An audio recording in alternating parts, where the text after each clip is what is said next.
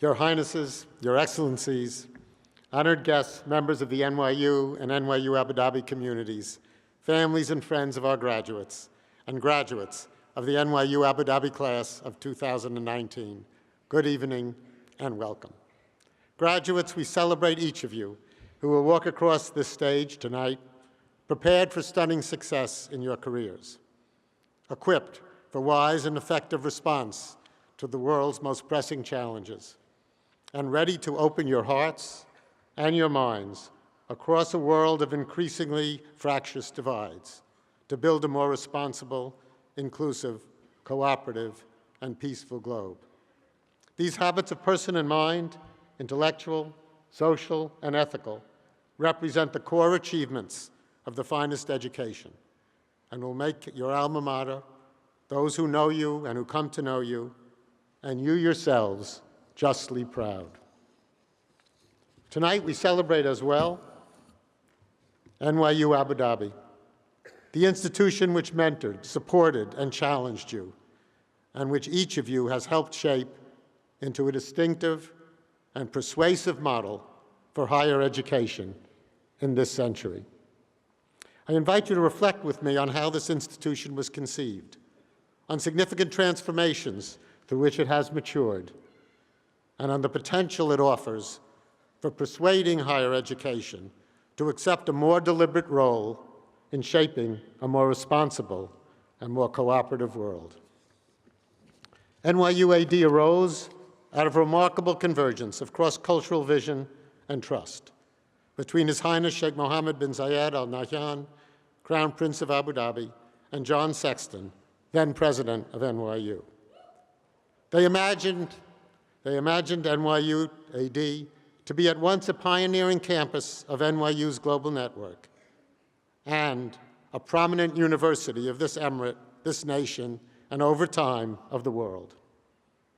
An institution devoted to uncompromising excellence in both undergraduate education and in research, scholarship, and artistic work. And at the same time, to be a powerful incubator of the global experience, understanding, and skill required for responsible citizenship, and leadership in today's world.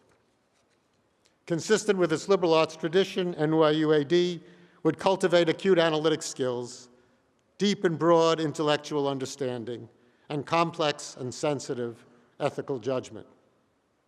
It would offer opportunities for study and lived experience across the globe. And it would distinctively enrich that educational model through the exceptional quality of its students, faculty, and staff, through the rigor and ambition of its curriculum, through the close interaction of faculty and students in the generation of knowledge and of creative forms, and through building on campus as a context for learning, a microcosm of a richly diverse, deeply caring, and intentionally cooperative world.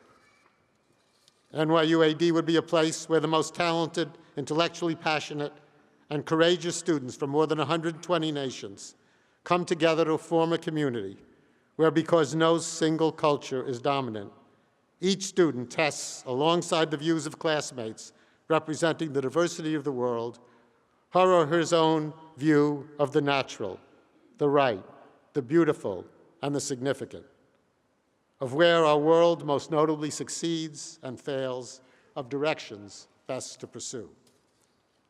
It would be a place where faculty representing that world would at once meet the highest standards of professional distinction and also delight in undergraduate education, in challenging and supporting students, in transforming them into intellectual colleagues, and in drawing on students' insights and experience to build the faculty's own contribution to intellectual and social advance. By integrating these distinctive strengths, NYU AD would evolve into a powerful center of educational and academic excellence that would contribute critically to the needs of this nation and stretch perspective, empathy, and response to the needs of the world. Even in NYU AD's first year, remarkable students, faculty, and staff, in unanticipated numbers, were drawn to our community by its rare combination of superior academic quality and unprecedented global composition and vision. The size of the institution increased steadily. The educational program matured rapidly. The expectation and opportunity for world-class research was extended to a very large majority of our faculty. And by 2014, the university had moved to this architecturally dynamic and resource-rich campus on Saadiyat Island. Energized by this initial success and compelled by commitment to place the power of higher education more fully in the service of a better world, the community began to consider how to bring disciplinary and multidisciplinary lenses more directly to exploring and responding to the world's most pressing challenges, such as endemic poverty and discrimination, forced migration, disease, unconstrained technology, environmental erosion, terrorism, and regional and international conflict. In a major step forward towards clearer academic focus, and with the strong endorsement of both faculty and the student body, our core academic program was restructured, first to build an interdisciplinary foundation, and then through colloquia to apply the perspectives and analytic tools offered by that foundation to severe challenges facing our globe. Focusing on the challenges themselves offered a holistic picture of the human, environmental, and ethical risks they entail, and of the very complex, multidisciplinary, and global nature of the solutions required to respond effectively to those challenges. Almost simultaneously, propelled by a generous infusion of research support from our government partners, the infrastructure of our research program was restructured as well, around themes that guide research towards areas of critical social and environmental action. Governance and peace, bioinnovation and health, cities, cultural heritage, and environmental sustainability. Under each theme, research centers are developing, which bring together communities of researchers from a variety of disciplinary backgrounds to focus on that theme. It is not surprising that a university drawn from the world and committed to bringing its analytic powers more directly to improving that world would restructure both its core academic program and its research enterprise to that end. But the convergence of that restructuring at the undergraduate core level and at the research level was a stunning moment in academic history, in our academic history, and perhaps from a global educational point of view more generally. And that convergence became even more significant as it coincided with a fresh examination of the underlying purposes and implications of the intense cross-cultural engagement we offer our students. We had considered the fundamental purpose of cross-cultural experience to be developing appreciation for other cultural worlds and the intellectual, social, aesthetic, and ethical experience and insight those worlds bring.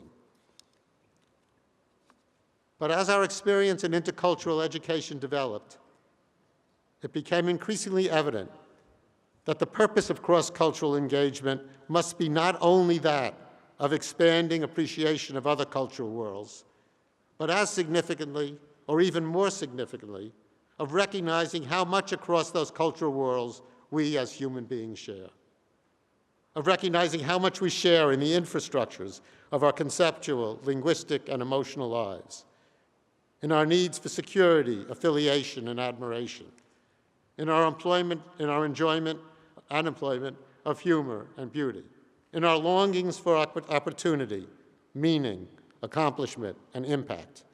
It is that very recognition of continuity across difference that provides the motivation and the basis for bridging seemingly unbridgeable divides. It is that very recognition of how much we have in common that produces the openness to connections across difference in understanding, responsibility, and purpose that can transform a fractious present into a more productive, cooperative, and peaceful future.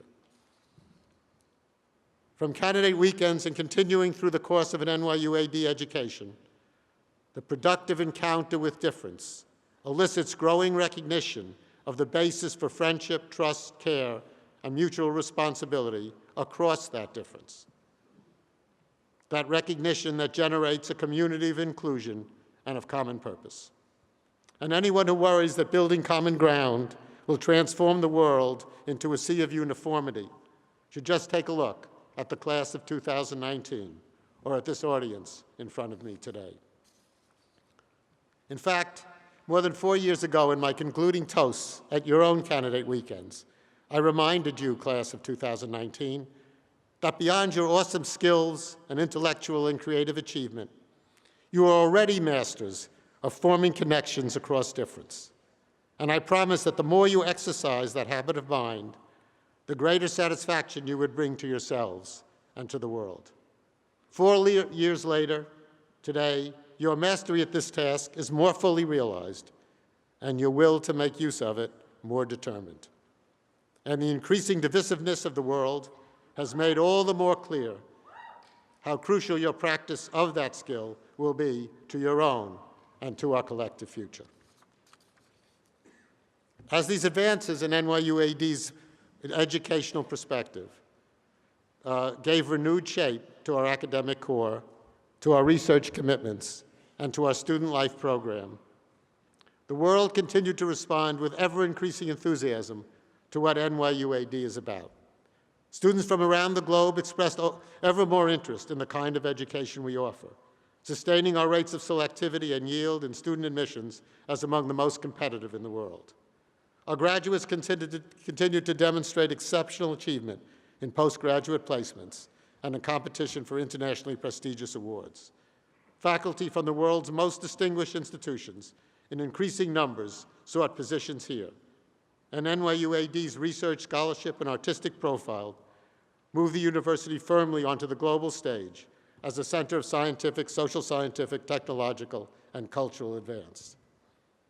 And as importantly, the Abu Dhabi and UAE communities welcomed us with increasing respect and appreciation for the contributions NYU AD was making to a more inclusive, empowered, and empowering knowledge-based community here. Once again, a more clearly defined sense of educational purpose triggered a further transformation in our perceptions of ourselves. We dared to think and hope that our accomplishment wasn't simply the path of maturation for this institution, but in fact a blueprint for how higher education can and must evolve to serve an increasingly divided and vulnerable world. Such a model will not only demand excellence in the traditional components of higher education, but compel engagement with the critical challenges that face our globe, and empower the leap of perspective and trust that bridge the world's divides. Together, we have demonstrated here that higher education can nurture these habits of mind and person, and in fact that it must. For outside higher education, there is no other way to produce, on the global scale required, effective agents of a more responsible and cooperative world. How can nations be successful if their citizens are not prepared to engage with the complexities of the fundamental challenges our world faces? How can the world be successful if citizens and leaders are not prepared to reach across difference, to forge common purpose in meeting those challenges? Of course, we cannot expect all institutions of higher learning to have available the resources and support we have enjoyed. But integrating within academics programs more explicit connections between disciplinary lenses and global challenges, and emphasizing practice in recognizing and building across difference what it is that we have in common, are within the capacity of any institution, no matter its resources or location. Furthermore, I am convinced that most college-age people around the world are eager to build bridges of connection across difference if given the encouragement, the guidance, and the opportunity to do so. Let us continue to refine and extend the model of undergraduate education we have developed here, and in so doing, shatter the assumption that placing education more firmly at the service of a better world will diminish its freedom or erode its rigor or its power. And let us hope that presenting a model of education that more directly serves the world will increase respect for higher education in an era when the world is rapidly losing faith in the value of undergraduate education, other than as a road to pre-professional training and scientific and technological progress. As I step down as Vice Chancellor, I take this opportunity to thank His Highness Sheikh Mohammed bin Zayed Al Nahyan and John Sexton for their wisdom and their unwavering support to NYU AD throughout its history. To President Hamilton and NYU's leadership for their commitment to the global network university of which you are part. To Haldun Al-Mubarak, Reem Al-Mukarrab, John Tate, and the Tamkeen team for their investment of confidence, support, and guidance in this project. And to the friends and alumni of this college, its exceptional faculty, staff, and students, and most importantly this evening, to the class of 2019, who have brought our distinctive and historic institution to life. Class of 2019, you are each amazing in what you have accomplished. Thank you for being our students, and very soon for becoming NYU AD alums. And especially thank you for joining and helping to set education on a course that not only seeks intellectual precision, depth, and breadth, but moves its graduates to extend empathy to the world and equips its graduates to act and to inspire others to act towards creating the kind of world that achieves what empathy demands. Congratulations to each of you on this momentous day. Thank you.